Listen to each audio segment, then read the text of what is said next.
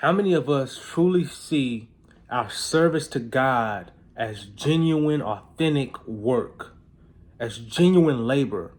You know what I'm saying? We have 9 to 5s. We go to work, right? And whatever field you're in, I'm sure that you take it seriously, right? This is how you feed your family. It's work, right? You want to make sure you do a good job and please your supervisors, your managers, or what have you. But how many of us look at our service to God as work, as labor? In my study of the scripture, I'm seeing how many times Paul is referencing himself as a laborer for the Lord, as a worker for the Lord, even as a slave. In 1 Corinthians 15:58, check this out. He says, let nothing move you. Always give yourselves fully to the work of the Lord, because you know that your labor in the Lord is not in vain. He says, give yourselves fully to the work of the Lord. How many of us know out there that God is up to something in history, right? He has an agenda. He has a work that he is doing, and he desires you to be a part of it. I want to give you 3 reasons to work, 3 reasons why we should work as believers. Now, right off the bat, the one thing we don't work for is salvation.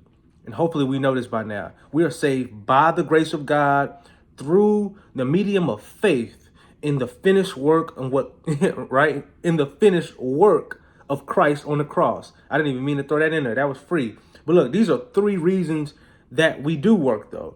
Salvation is not one of them. Number 1, because God is working. In John 5:17 and 18, Jesus says this, my Father is working until now, and I am working. Right? My Father is working until now, and I am working. It's kind of cool. Like if my sons see me out cutting the yard, if they see me working around the house, sons typically want to join their fathers in their work. And Jesus is making this connection as well, which actually pissed a lot of the people off, because they was like, what you mean your father is working? Like Jesus was making himself equal with God. But he says, my Father is working, and now, my Father is working until now, and I am working. And so that's number 1 reason we need to work. God is out there working, y'all. He's not up there chilling in his chair and just like on looking at all the destruction, on looking at things that's going on. Neither is he up there in a frantic or in a panic, but he's actively working. He's working on people's hearts. He's working, opening people's eyes to his son. He's working, shining lights on the darkness in our world. And because he's up to something, you and I should be up to something as well. Number 2, reasons why we should work. Guess what? It's the flip side. It's because Satan is working. In John 8:44, Jesus says this, you are of your father, the devil, and your will is to do your father's desires. Remember, we just talked about how how a child usually wants to do the will of their father. They want to do what their father is doing.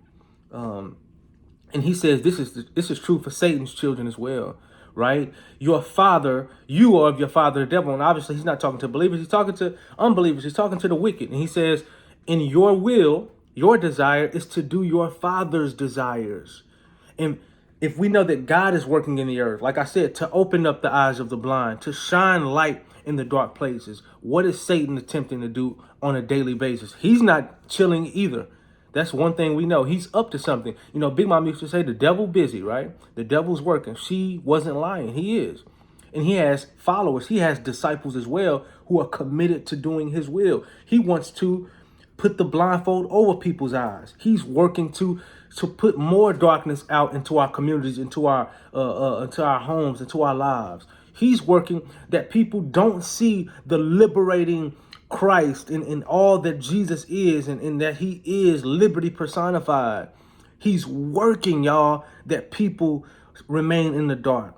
And so by virtue of that, we have an adversary who's going this way, we're going this way. And so that's the reason we're working, because we're at war, right? How many times does the Bible liken believers to soldiers?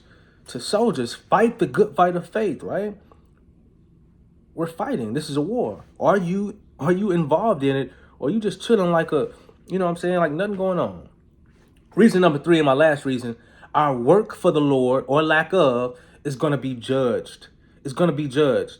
And so knowing and understanding that we're going to give account for our work, right? Let's go back to school. When we were in school and we understood we had a big test, we had a big exam coming up, and at a future date, and that the teacher was gonna to grade us. That should have sparked something in us. Like, man, I have to do my best. I have to, because I understand that this work is going to be judged. It's going to be thoroughly looked over.